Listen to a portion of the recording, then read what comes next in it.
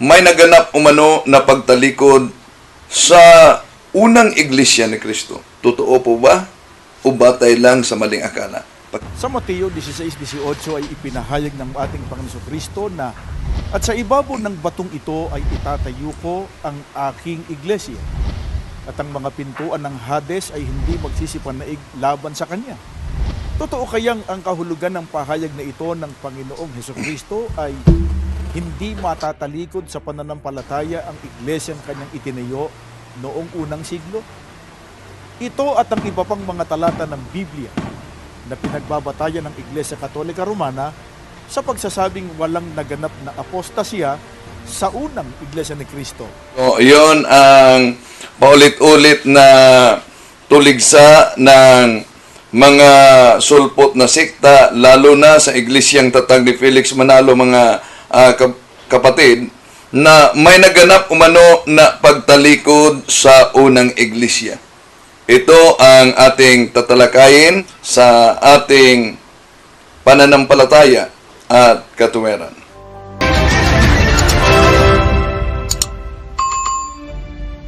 Magandang araw, gabi sa lahat ng mga nagsubaybay sa ating live streaming. Sa pagkakataong ito'y tatalakayin natin ang isa sa mga propaganda sa kanilang marketing strategy, hindi lang sa Iglesia ni Cristo, pati na sa grupo ni Eliseo Soriano at sa grupo ng mga saksi ni Jehovah sa Seventh-day Adventist at iba pa na may naganap umanong pagtalikod sa unang iglesia.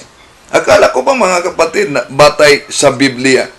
Pero yung aral nila na may naganap na pagtalikod sa unang iglesia ay nasa Biblia ba yon?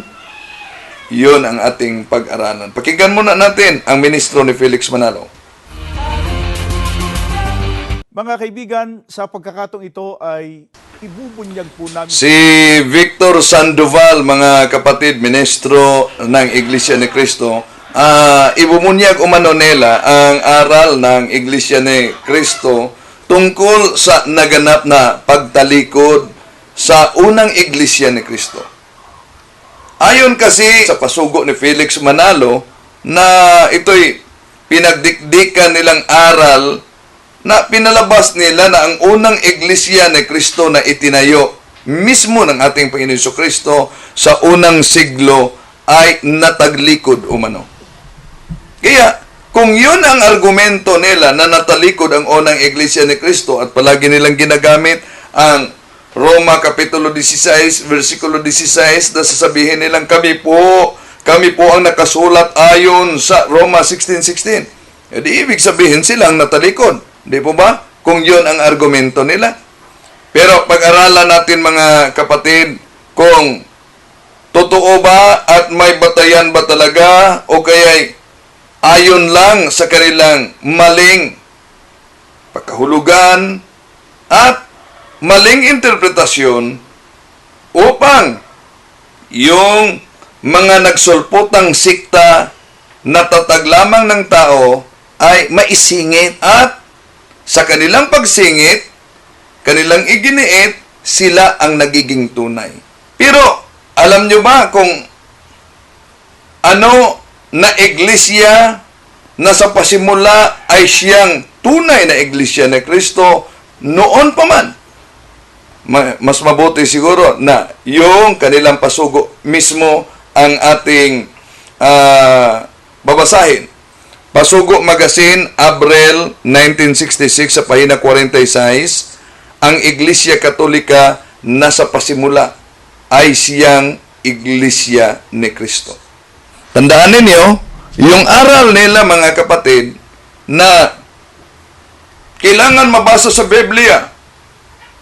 Ang hindi mabasa sa Biblia ay hindi natin tatanggapin. O sige nga, kailangan mabasa sa Biblia. Nang sinabi at nalathala ninyo sa Pasugo Magazine na ang Iglesia Katolika na sa pasimula ay siyang unang Iglesia ni Kristo. Tanong, o kahit naman si Michael Sandoval, saan ninyo pinulot ang naturang aral na ang Iglesia Katolika na sa pasimula ay siyang unang Iglesia ni Kristo? Saan ninyo galing? History o Biblia? Dahil ayon sa kanila, ayon sa kanila mga kapatid, dapat ang aral ay batay sa Biblia. At di dapat yung history lang ang paniniwalaan na hindi umano nakabatay sa Biblia. O sige nga, kung ito'y batay sa Biblia na nakasulat sa Pasugo Magazine ninyo ng Iglesia Katolika na sa pasimula ay siyang unang iglesia ni Kristo, tanong, saan ninyo pinulot ang aral na yan? Ibig sabihin, hindi nila mapigilan ang kanilang sabi ng katotohanan na ang Iglesia Katolika talaga na kanilang iniwanan ay totoong Iglesia ni Kristo. At hindi totoo na ang simbahang Katoliko ay natalikod, kundi sila mismo ang natalikod. Pakinggan natin muli si Victor Sandoval, ministro ni Felix Manalo. Ang napakalaking kamalian ng paniniwala at paninindigan ng Iglesia Katolika Apostolika Romana sa pagsasabing wala raw naganap na pagtalikod sa unang Iglesia ni Kristo. Tandaan ninyo ang pahayag ni Mr. Victor Sandoval. Ang malaki umano na kamalian ng Iglesia Katolika, tayo talaga ang kinakapital mula pa noon nitong Iglesia ni Kristo.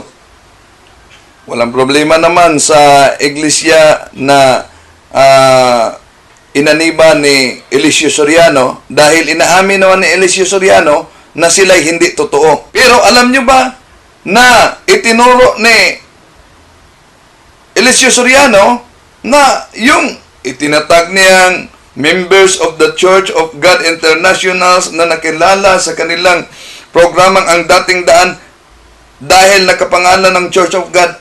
Alam nyo ba, sinabi niya at inaamin niya, hindi sila totoong iglesia. Pakinggan natin siya. True church has that power and has all that gifts. Now, we are affiliates of that church. We are believers of that church.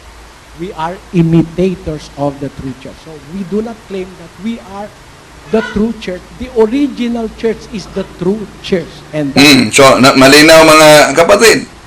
Galing mismo sa bibig ni Eliseo Soriano na sabi niya, we are not the true church. We do not claim that we are the true church. Pero nagtaka tayo na kahit sinabi ni Eliseo Soriano na sila'y hindi tunay na iglesia, abay, ang dami pa rin na mga nadaya sa naturang grupo. Balikan natin si Soriano. we are imitators of the true church. Imitators umano sila ng totoong iglesia. The original church is the true church, and that is the only and the one and only true church. We are not the true church. So malinaw mga kapatid, malinaw sa sikat ng araw na sinabi ni Eliseo Soriano na sila ay hindi tunay na iglesia. Sila lamang ang nanggagaya na iglesia. Yan ang tawag niyo sa mga nanggagaya. We are imitators. Pirated. Malinaw na yan. Kaya, sino po ba ang natalikod? Balikan muna natin, mga mahal na kapatid, yung pahayag ni Victor Sandoval na ministro ng Iglesia ni Kristong tatag mismo ni Felix Manalo. Ayon sa kanya, isa sa mga malaking kamalian ng simbahang Katoliko ay yung aral ng simbahang Katoliko na hindi umano talikod ang unang iglesia ni Kristo. Ngayon, kung Biblia ang batayan, anong salin ng Biblia at saan mabasa na ang unang iglesia ni Kristo ay natalikod? Mangangamuti sila sa sagot sa tanong na yan, mga kapatid. Dahil wala tayong mabasa na may naganap na pagtalikod sa unang iglesia, bunga lang yun sa kuro-kuro nila upang isingit yung iglesyang tatag lamang ng tao. Okay, balikan natin si Sandoval. Ang ukol po sa naganap na apostasy o pagtalikod ng mga kaanib sa iglesyang itinayo ng Panginoong Hesukristo noong unang siglo. Narinig niyo naman mga kapatid, may naganap na pagtalikod o apostasy sa mga kaanib sa unang iglesia ni Kristo sa unang siglo. Tanong, mga kapatid, akala ko ba batay sa Biblia? Ngunit ang kanilang itinuturo ni kahit man sa referensya na tinatawag na history ay wala. Kaya yung kanilang turo ay batay lamang sa sarili nilang history. Balikan natin siya. Tunay na pananampalataya. Ang resulta ng pagtalikod na ito ay ang Iglesia Katolika Romana. Na ang resulta umano sa naganap na pagtalikod sa unang iglesia ni Kristo ay ang Iglesia Apostolika Katolika Romana. Ngayon, tanong, saan mabasa sa Biblia na may naganap na pagtalikod sa unang iglesia ni Kristo at nagresulta ito sa Santa Iglesia Apostolika Katolika Romana? Saan? Talagang mga ngumuti ang mga ministro ni Manalo diyan, mga kapatid. Dahil ang akala ng karamihan na nagtuturo sila batay sa Biblia o batay sa history. Pero kung pag-aralan nating mabuti ang pahayag nila, abay, nagtuturo para sila batay sa kanilang sariling history. Balikan natin. Unod sa panahon ng mga apostol. Kung kailan naganap ang ibinabala ng Panginoong Hesukristo at ng mga apostol, bukod sa pagbangon sa loob ng Iglesia ni Kristo noon ng mga bulaang propeta na magtuturo ng mga aral na kasinungalingan. Ito po ay pinatutunayan maging ng napakaraming mga aral sa loob ng Iglesia Katolika na salungat sa mga aral po ng Diyos na nakasulat sa Biblia.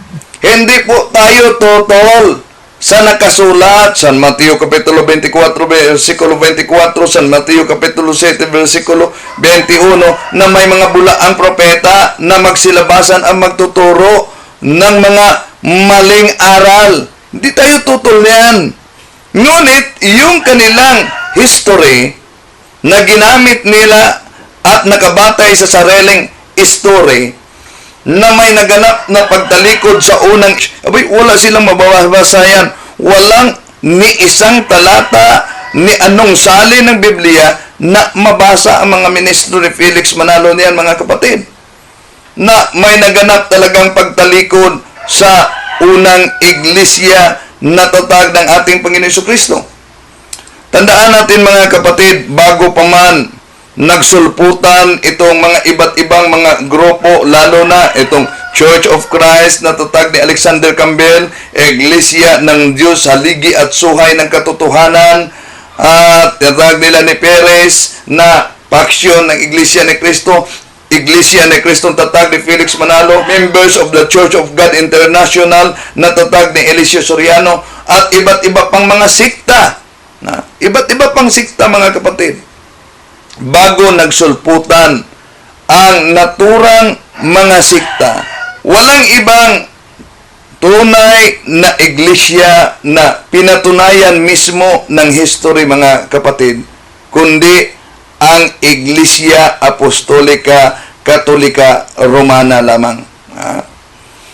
Ang Iglesia Apostolika Katolika Romana lamang ang tunay na iglesia na itinatag ng ating Panginoong Hesukristo noon at pinatunayan kahit sa mga history hindi batay sa sarili nilang mga history.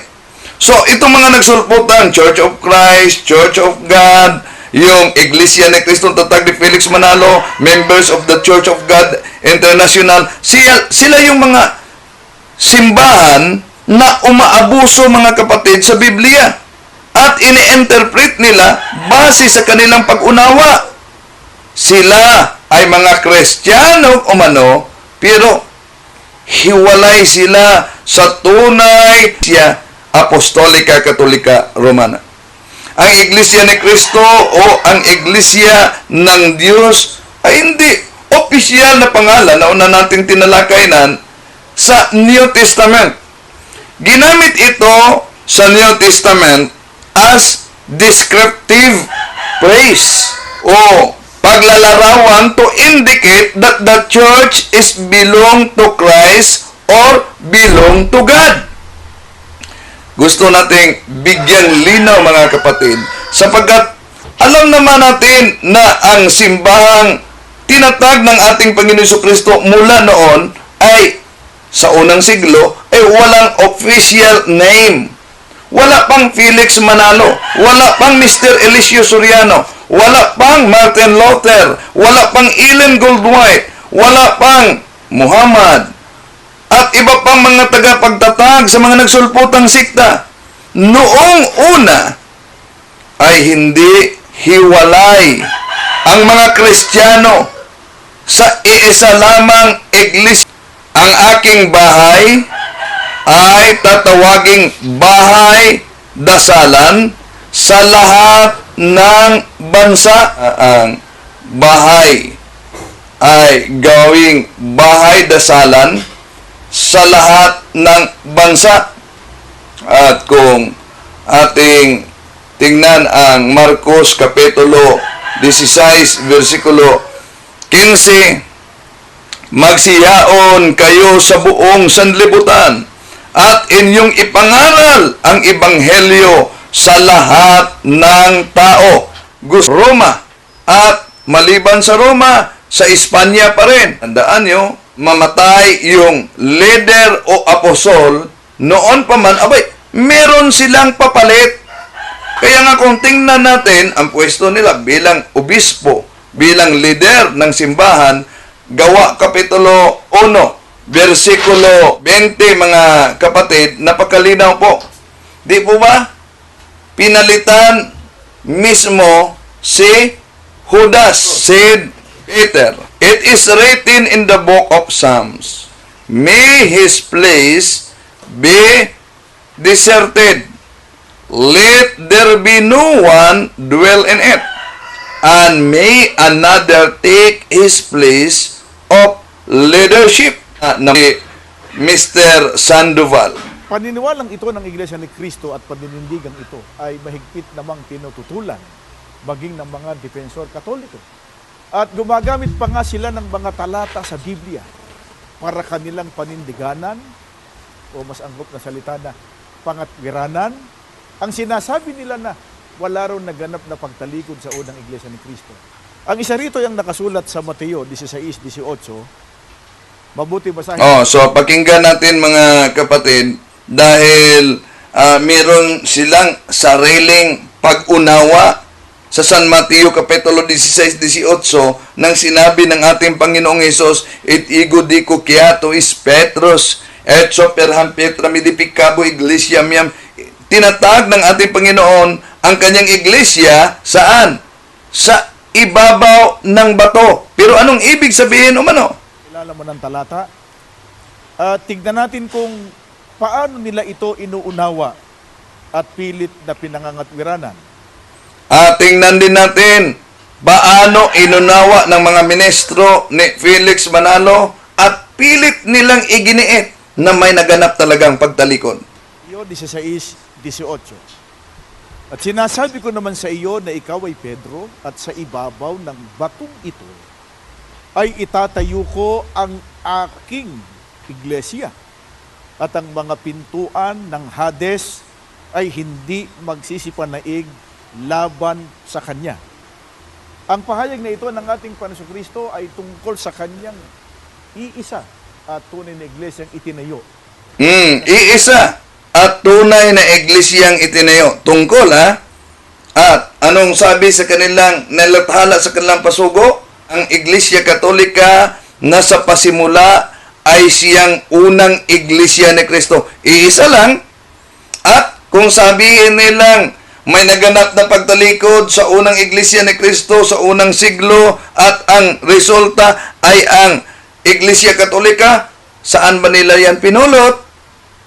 Kahit ba sa pambalot ng daing mga kapatid, wala kayong mabasa na ang unang iglesia na talikod at ang resulta sa pagtalikod mga kapatid ay ang Santa Iglesia Apostolika Katolika Romana.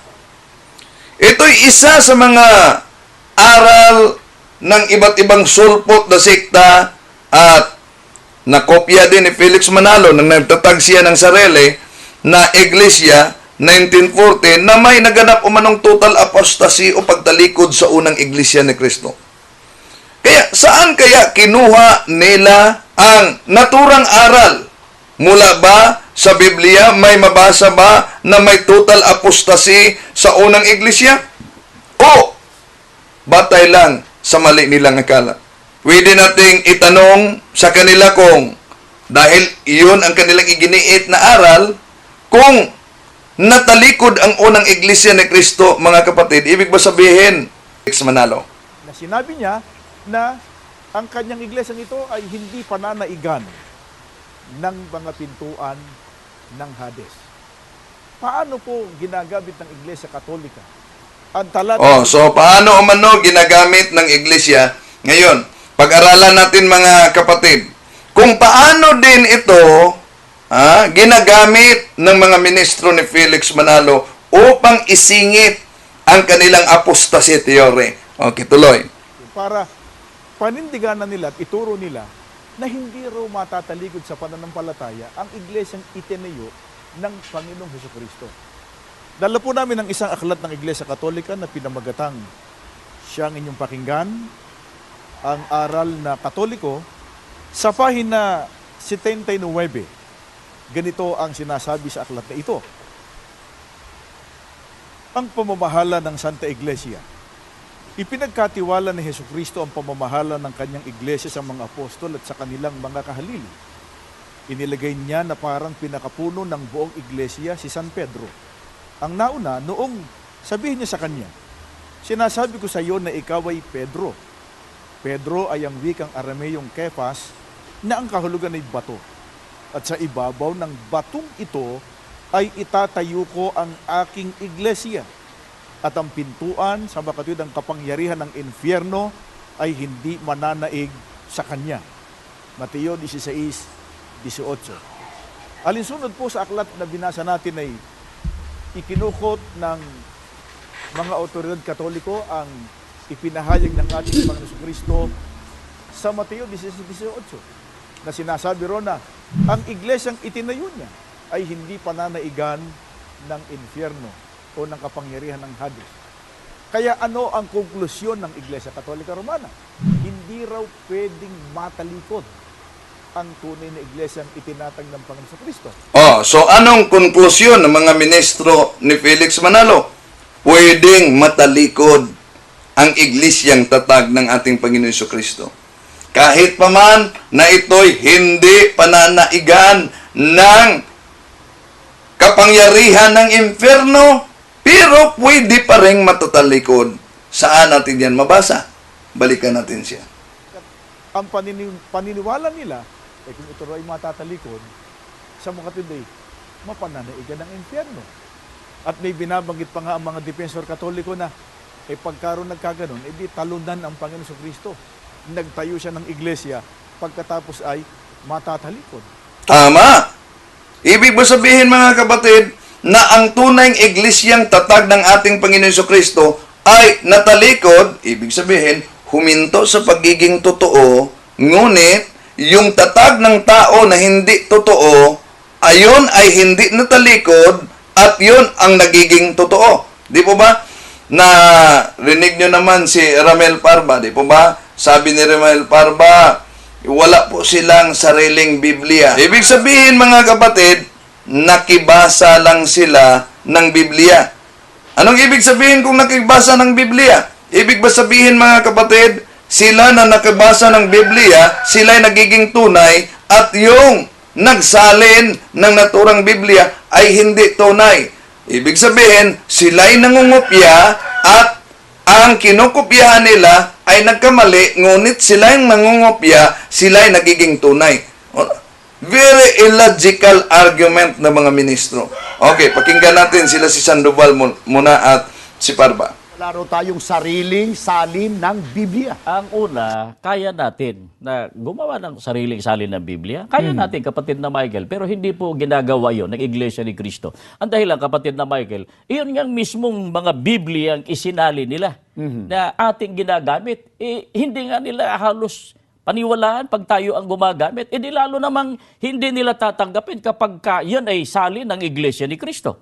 Ikalawa, hindi naman po komo ang isang relihiyon.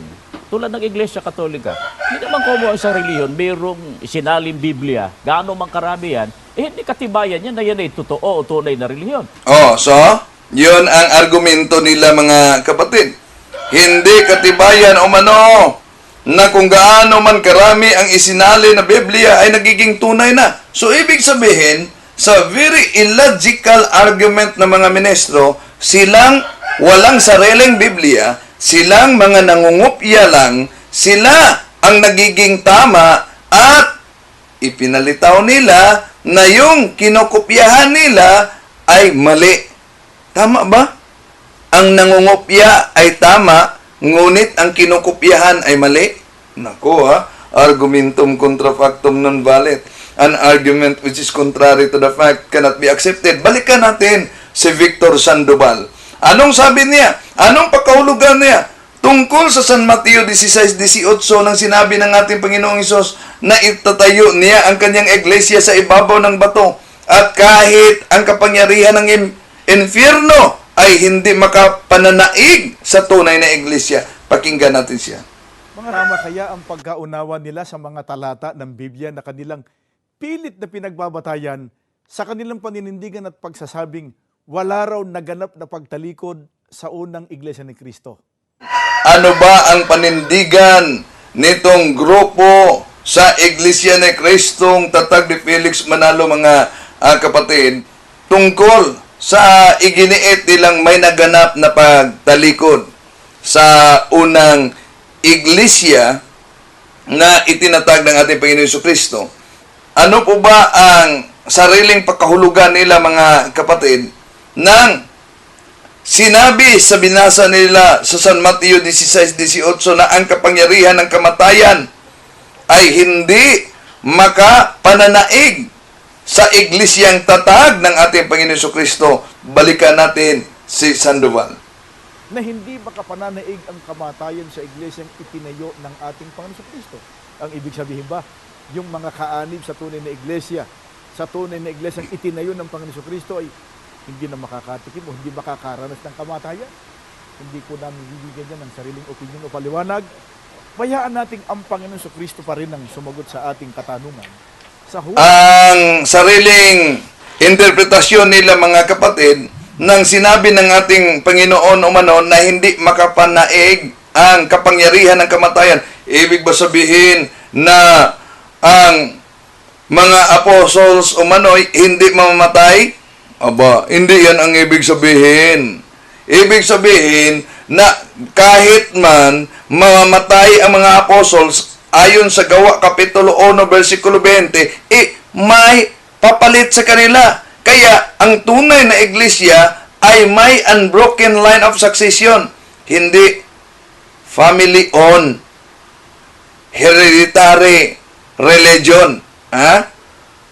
So, kaya nga, ibinigay ang susi. Bakit susi? Mamatay man ang may hawak ng susi, ngunit ang naturang susi, abay, mapasa yon sa nagsunod sa kanya.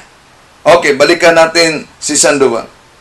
11:25 ay ganito po ang maliwanag na nakasulat sa Biblia. Sinabi sa kanya ni Jesus, ako ang pagkabuhay na mag-uli at ang kabuhayan. Ang sumasampalatay sa akin, bagamat siya'y mamatay, gayon may mabubuhay siya. Mga kaibigan, sa talatang ito ay may Sa talatang iyan, wala po tayong tutol, mga kapatid. Yung talata lang na ginagamit nila sa Mateo Kapitulo 16:18 na kahit ang kapangyarihan ng kamatayan ay hindi makapananaig, ang ibig nilang sabihin, mga kapatid, abay, matalikod talaga. Una, balikan natin. Ang San Mateo Kapitulo 16:18. Di po ba? Sabi nila, noong unang siglo, ikaw ay Pedro, at sa ibabaw ng batong ito ay itatayo ko ang aking iglesia, at ang mga pintuan ng Hades hindi magsisipanaig laban sa kanya. Napakalinaw po. Ang sinabi ng ating Panginoon Jesucristo, maski pintuan ng Hades o Inferno ay hindi magsisipinaig laban sa iglesyang tatag ng ating Panginoon Jesucristo. Ibig sabihin, hindi matatalo ng Diablo ang iglesyang itinatag ng ating Panginoon Jesucristo kay Pedro. So, mababasang hindi bahay na ito sapagkat naitayo ng ating Panginoon Jesucristo sa ibabaw ng bato. Ang taong matalino daw ay parang nagtayo ng bahay sa ibabaw ng bato. Dumaan ang unos, bagyo, inihip ng malakas na hangin at hinampas ang bahay pero hindi nabagsak. Bakit hindi nabagsak? Dahil ito daw ay itinayo sa ibabaw ng bato. Kaya, ang bahay ng ating Panginoon Jesucristo na iglesia ay itinayo niya sa ibabaw ng bato na si San Pedro at amar nalak dato kepa wialadi kepa ebne liti. Ginagabayan din ito mga kapatid ng ating Panginoon Jesucristo na ating Panginoon dahil ang bato ay sumisimbolo din sa ating matatag na Panginoon. Salmo Kapitulo 18, versikulo 2, ito po. The Lord is my rock, my fortress, and my deliverer.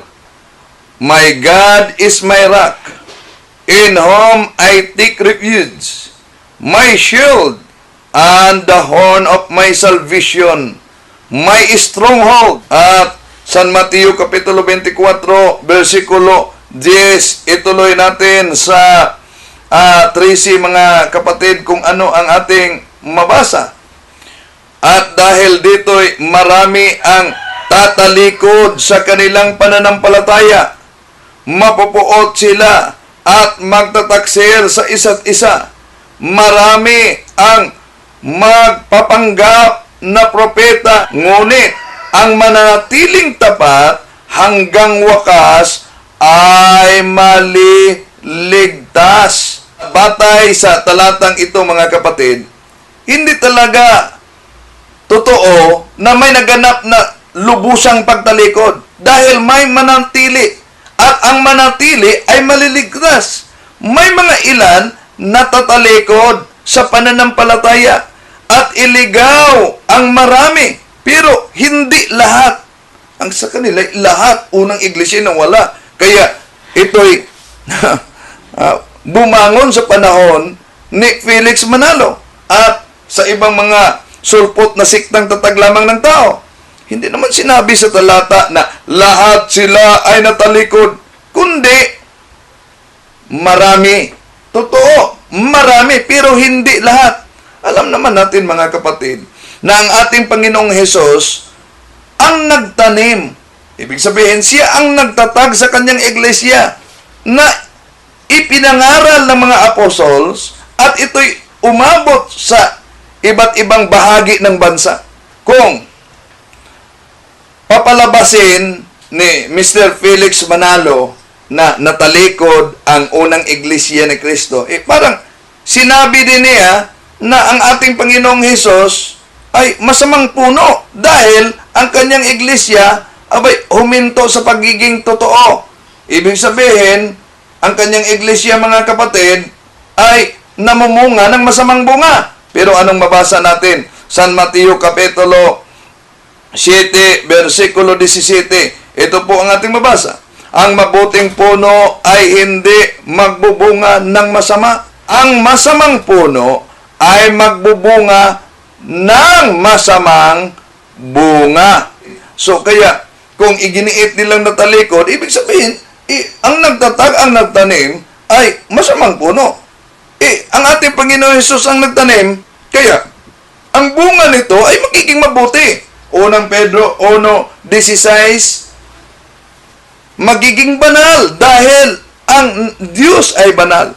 So, malinaw mga kapatid, na sinasabi na ang ating Panginoon Hesus ay nagtatag sa natunang iglesia at ito'y hanggang wakas. Bakit? Ano po ba ang pahayag sa Isayas Kapitulo 9, versikulo 6 hanggang 7, maaatang sa kaniyang balikat at ang kaniyang pangalan ay tatawaging kamangamangha, tagapayo, makapangyarihang Diyos, walang hanggang Ama, Pangulo ng kapayapaan. Ang paglago ng kaniyang pamamahala at ng kapayapaan ay hindi magkakaroon ng wakas sa luklukan ni David at sa kaniyang kaharian upang itatag. Propesiya ayon sa Isayas Kapitulo 9, versikulo 6 hanggang 7, ito'y hindi magkakaroon ng wakas sa luklukan ni David at sa kaniyang kaharian upang itatag. Napakalinaw mga kapatid na hindi magkakaroon ng wakas. At ito ang very direct to the point na nakasulat noon pa man. Dahil walang sino mang makagiba, walang sino mang makaagaw nito kung tingnan natin ang propesiya sa Daniel Kapitulo 2, versikulo 44. God of heaven will set up a kingdom that will never be destroyed, nor will it be left to another people. It will crush all those kingdoms and bring them to an end, but it will itself endure forever. Batay sa propesiya na ang kaharian ng Diyos ay hindi magigiba, hindi ito maagaw, at ito'y mananatili habang panahon. So, balikan natin ang sinabi sa ating Panginoon Jesucristo. Maski ang pintuan ng Hades ay hindi magsisipinaig laban sa kanyang iglesia. Ibig sabihin, hindi matatalo ng diablo ang iglesyang tatag ng ating Panginoong Jesucristo. Saan ba sa Biblia na mabasang may sinabing naganap na pagtalikod sa unang iglesia ni Kristo noong unang siglo? Saan ba sa Biblia, mga kapatid, na mabasa natin, huling sugo ay si Felix Manalo? Wala po. Di po yan natin mabasa, mga kapatid. Kaya, sino ba talaga ang tunay na natalikod? Ang simbahang Katoliko ba? Hindi. Sila ang tunay na natalikod. Bakit sila ang tunay na natalikod? Sila'y dating Katoliko. Sila'y tumalikod sa pananampalataya ng simbahang Katoliko. Unang Juan Kapitulo 2, versikulo 18 hanggang 19. Ito ang ating mabasa. Mumunting mga anak, ito ang huling oras, at gaya ng inyo rinig na, darating ang Antikristo. Kaya nga, nalalaman natin na ito na ang huling oras. Sila'y nangagsilabas sa atin, ngunit sila'y hindi sa atin, sapagkat kung sila'y sa atin, ay nagsipanatili sana sa atin, ngunit nangagsilabas upang sila'y mahayag na silang lahat ay hindi sa atin. Di po ba, una mga kapatid, si Felix Manalo, dating Katoliko, bago nagpalipat-lipat ng iba't ibang mga sekta. No. So, sino po ba ang katuparan nito? Di po ba, kung balikan natin ang kanilang pinaniniwalaan, batay lang sa nilang akala, yung huling sugo nila umano, ay dating Katoliko, batay sa kanilang pasugo. Alam nyo ba bakit tinawag na Felix ang kanyang pangalan? Dahil yung Felix ay galing sa pangalan ng santo, Santo Felix. Sino po ba? Sino po ba ngayon ang natatamaan sa unang Juan Kapitulo 2, versikulo 18 hanggang 19. Paano po ba mga kapatid, matalikod ang unang iglesia ni Kristo? Kasama ang ating Panginoon Jesucristo. At sinabi ng ating Panginoon Jesucristo, hanggang sa katapusan, kasama siya sa tunay na iglesia na kaniyang itinatag. Ito po ang ating mabasa. Ako'y sumasa inyong palagi hanggang sa katapusan ng sanlibutan. Di po ba? Napakalinaw mga kapatid na ang ating Panginoon Jesucristo ay sumasa atin palagi hanggang sa katapusan. Okay. Alam nyo naman, kung ang isang sikta, mga kapatid, i-google na niyo, Iglesia ni Cristo, Felix Manalo, google lang. Iglesia ni Cristo, 1914, sinong nagtatag? Si Felix Manalo. I-google niyo mga kapatid, ang Iglesia Katolika. Tingnan niyo sa Google. Sino ang founder? Ito, paki-google. Ito, makita ninyo sa Google mga kapatid. Napakalinaw po. I-google ninyo. Kung tingnan ninyo mabuti mga kapatid, ang nakasulat, Roman Catholic Church, diba? Napakalinaw po.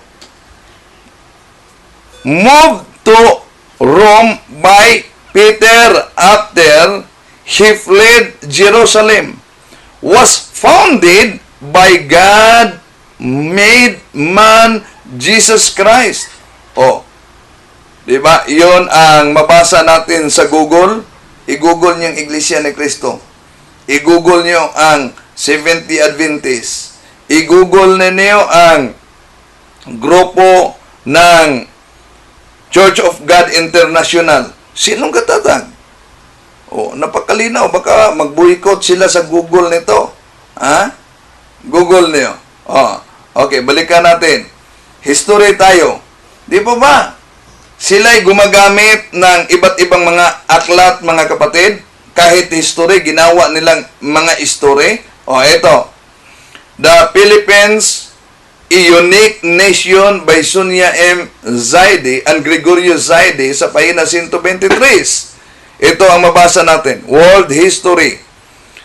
The greatest legacy of Spain to the Filipino people is Christianity, specifically the Roman Catholic religion.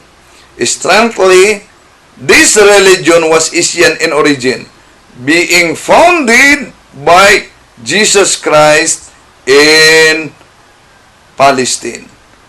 Historian, di ba mahilig sila na gumamit ng history? Ito pa. Ibang history na naman mga kapatid. Roman Catholic, founded by Jesus, who named St. Peter the first vicar, developed in the early Christian proselytizing, especially after the conversion of Imperial Roman in the 4th century. Mabasa natin World Almanac and Book of Acts sa pahina 688 mga kapatid. Nako, baka boycott na naman sila nito. Ito pa, sa aklat na ang pamagat Compton's Encyclopedia and Fact Index Volume 20 sa pahina 2024. Roman Catholic Church, for the first 1,000 years after the death of Jesus Christ, all Christians were members of one religion, Christianity. There were no separate sects, branches of Christianity, as there are today. The word Catholic means universal, and for those first 1,000 years, all Christians were members of the Catholic Church. Nako, ang linaw mga kapatid. No? Ito ang mahirap na pabulaanan ng mga solpot na sikta. Ang dapat nilang gawin ito ay i-boycott na lang nila tulad ng ABS-CBN. Okay. Ito pa, Colliers. Catholic Church, Catholicos Universal General, term generally applied to the divine society founded by Jesus Christ and endowed with the outpouring of the Holy Ghost on the day of Pentecost.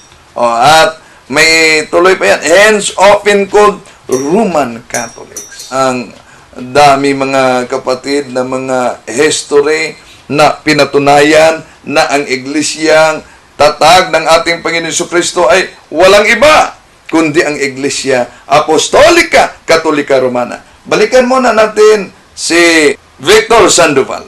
Ating Panginoon Kristo na mga tunay na sumasampalataya sa Kanya, alalong bagay silang mga kaanib sa tunay na iglesyang itinayo niya, ang sabi ng ating Panginoon Kristo, bagamat sila'y mamatay, ay mabubuhay siya. Hindi po nangangahulugan na pagka ang tao ay umanib sa tunay na iglesia ni Kristo, ay hindi na mamamatay.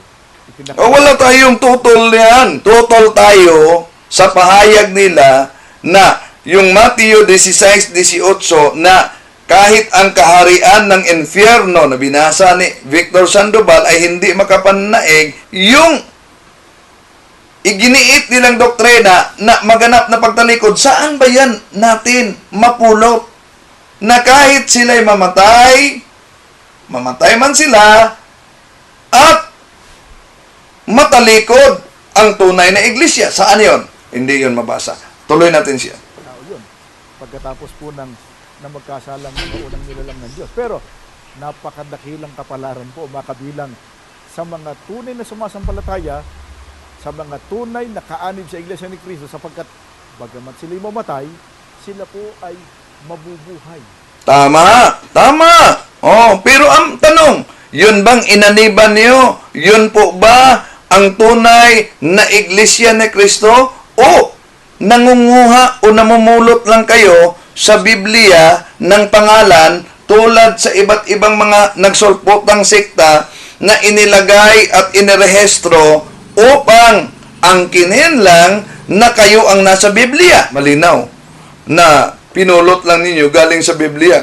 Dahil napakalinaw naman sa registration ninyo, Quilus Fundadores de esta Asociación Son Felix Manalo, that the founders of this organization, mga kapatid, kahit pa ulit-ulitin natin at suriin mabuti ang pahayag mismo ng mga ministrong ito, wala po silang batayan na ang kanilang turo, total apostasy, may naganap na pagtalikod sa unang iglesia ni Kristo ay mabasa sa history. Tuloy natin si Victor Sandoval. Muling mabubuhay ang mga nangamatay na kaanib sa tunay na iglesia ni Kristo. Pinatutunayan po yan ng Apostol Pablo sa unang Tesalonica. Dito po sa 4:16 hanggang 17. Sapagkat ang Panginoon din ang bababang mula sa langit na may isang sigaw, may tinig ng arkanghel at may pakakak ng Diyos. At ang nangamatay kay Kristo ay unang mga bubuhay na mag-uli. Kung magkagayon, tayong nangabubuhay na nangatitira ay aagawing kasama nila sa mga alapaap upang salubungin ng Panginoon sa hangin, at sa ganito'y sa Panginoon tayo magpakailanman. Mga kapatid, wala po tayong tutol niyan. Hindi tayo tutol diyan. Ang tinututulan natin, yung kanilang doktrina na may naganap na pagtalikod sa unang iglesia. Yun. At paano nila iginiit na may naganap talaga na pagtalikod sa unang iglesia? Ginagamit nila, unang Timoteo, Kapitulo 4, versikulo 1 hanggang 3. Yun ang palagi nilang inulit-ulit, mga kapatid, na may naganap talagang pagtalikod. Okay, pakinggan muna natin, ha?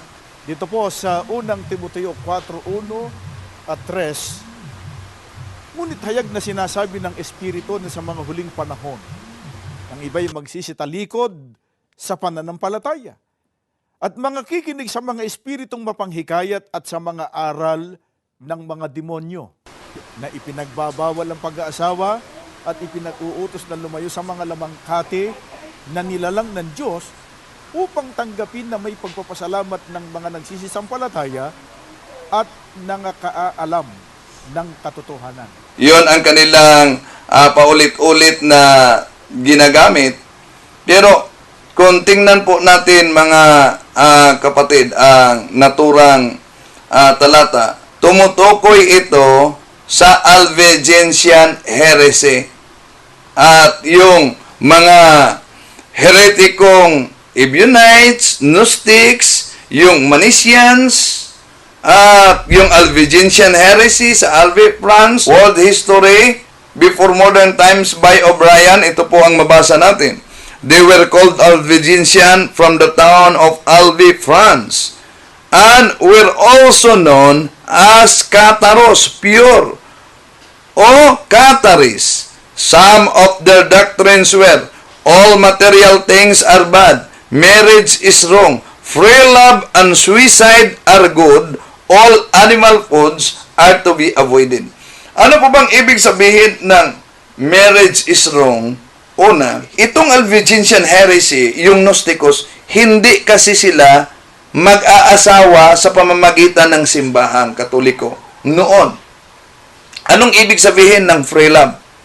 Free love, ibig sabihin, yung live-in ay okay lang sa kanila, pero bawal ang pag-aasawa sa pamamagitan ng sakramento ng simbahan. Yon ang lumitaw na sa panahon ni San Pablo. At hindi yan patungkol sa silibasya. Bakit? Una, ang may akda niyan, ang nagsulat niyan si San Pablo ay walang asawa. Unang Korinto, Kapitulo 7, versikulo 8. Ang ating Panginoong Hesus ay walang asawa at nagtuturo siya. Sino man ang makagawa na hindi mag-asawa ay siyang makatanggap ng naturang aral ayon sa Mateo Kapitulo 19, versikulo 12. Pero ito ay patungkol sa Albigensian heresy na nag-turo, marriage is wrong, free love and suicide are good, all animal foods are to be avoided. Una mga kapatid, sino ang nagtuturo ngayon na bawal mag-asawa kahit si Eliseo Soriano ay walang asawa? Di ba? At nagtuturo siya sa kaniyang mga miyembro na huwag kayo mag-asawa. Ano po ba ang aral na tinutukoy sa 1 Timoteo 4:1-3? Marriage is wrong. Ano po ba ang context noon? Dahil ang mga Gnosticos, yung Albigensian heresy, Ebionites mga kapatid, Manicians heresy, abay, hindi sila mag-asawa sa pamamagitan ng sakramento ng simbahan. Kaya marriage is wrong. Pero, okay lang sa kanila yung live-in. Kaya, free love is good. Ngayon, sa ating panahon, sino po ba ang hindi nagpakasal sa simbahang Katoliko? Di po ba yung Iglesia ni Cristo at iba't ibang mga sikta na nagsulputan ngayon at iba pang mga tatag ng tao, hindi sila nagpakasal sa tunay na simbahan. Kaya, dahil ang kanilang mga ministro o mga pastor, mga kapatid, meron silang license para magkasal, legal ang estado ng kanilang pag-aasawa. Pero, immoral yan sa simbahan. Bakit?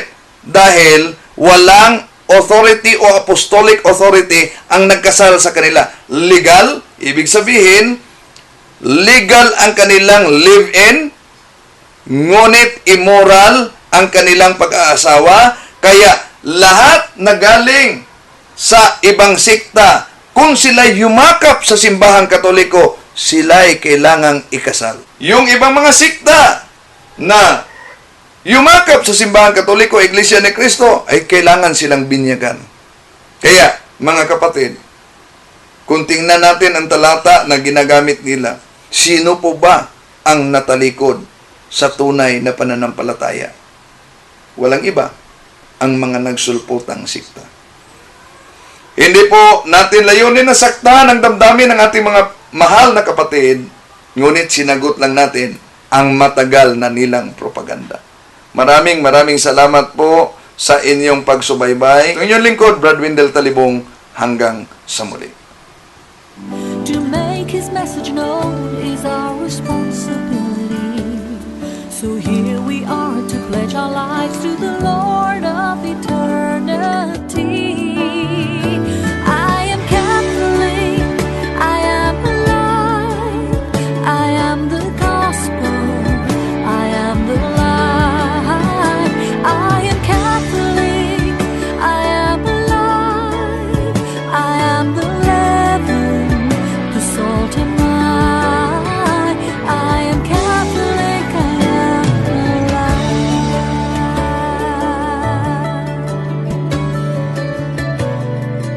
Nourished by the Eucharist, we build community. So here we are to pledge our lives to the Lord of eternity.